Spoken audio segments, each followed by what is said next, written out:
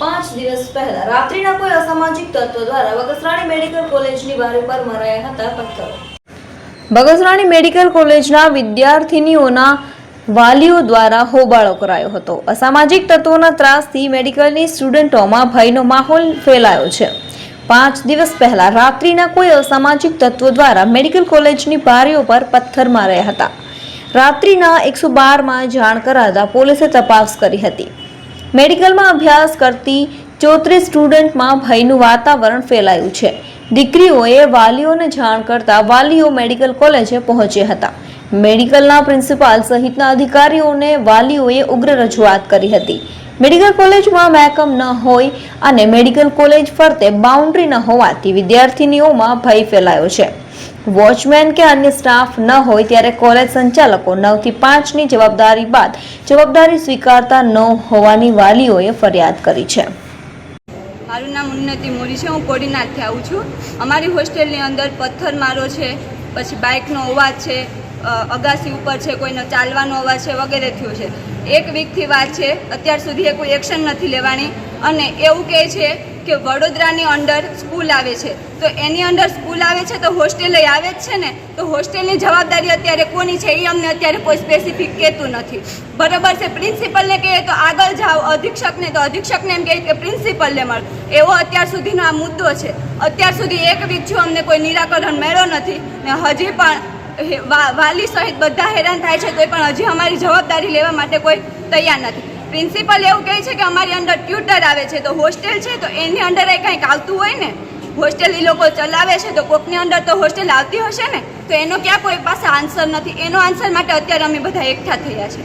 મારું નામ દિવ્યા ખીમસુરિયા છે અને હું છેલ્લા 1.5 મહિનાથી અહીંયા ઇન્ચાર્જ પ્રિન્સિપલ તરીકે કાર્યરત છું એએનએમ સ્કૂલ બગસરા ખાતે।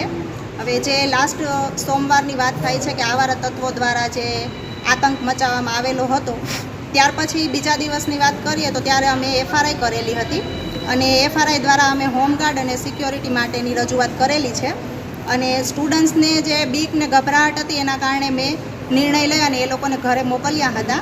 આજે જ્યારે પાછા સ્ટુડન્ટ્સ આવ્યા છે એટલે પાછા અમે પોલીસ સ્ટેશને જઈ અને રજૂઆત કરેલી છે કે અમને પોલીસ પ્રોટેક્શન ફાળવવામાં આવે। બીજું સંસ્થાની અંદર કમ્પાઉન્ડ જે બાઉન્ડ્રી છે એવું કોઈ છે નહીં, એટલે એની પણ મેં રજૂઆત કરેલી છે અને પીઆઈયુમાંથી આજે જ મને એવું જાણકારી મળી છે કે એ કામ થોડાક દિવસની અંદર ચાલુ થઈ જશે। બીજો મુદ્દો છે કે જવાબદારીનો, તો જે આપણે સંસ્થાની વાત કરીએ તો અહીંયા કાયમી મહેકમ નથી, જેમાં વોર્ડન હજી મંજૂર થયેલા નથી। ત્યાર પછી પટ્ટાવાળા કે ચોકીદારનું કોઈ કાયમી મહેકમ છે નહીં। રોજમદાર તરીકે અમને 1350માં પટ્ટાવાળા અને 2400માં ચોકીદારની ભરતી કરવાની મંજૂરી છે, પરંતુ આટલા ઓછા મહેનતાણાની અંદર કોઈ પણ વર્કર કે કોઈ પણ કર્મચારી કામ કરવા માટે તૈયાર નથી। મારું નામ જાડેજા જયેન્દ્રસિંહ।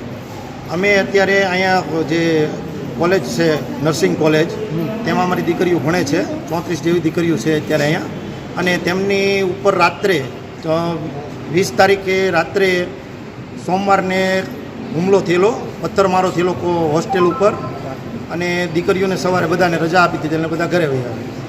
તે બદલ પછી અમને કીધેલું કે સોમવારે તમે પાછા આવજો બધા વાલી સાથે। અમે બધા વાલી સાથે પધાર્યા છીએ અને અમે સાહેબની આગળ એની આગળ રજૂઆત કરી છે, પણ અમને અહીંયા એવી માહિતી મળે છે કે એ લોકો એમ કહે છે કે જે પ્રિન્સિપાલ છે એ એમ કહે છે કે અમારો સમય 9 થી 5 સુધીનો જ છે, પછીની જવાબદારી મારી ફીટ થતી નથી। તો અમારે અત્યારે આ દીકરીઓ જે 34 દીકરીઓ છે તેને કોના ભરોસે હોસ્ટેલની અંદર છોડીને જાવી, તેની માટે અમે બધા પધાર્યા છીએ। આ બાબતે વહીવટીતંત્ર શું કહેવા માંગે છે? વહીવટીતંત્ર તો એમ કહે છે કે અહીંયા કોઈ છે નહીં, વોચમેન નથી, કોઈ સુવિધા છે નહીં।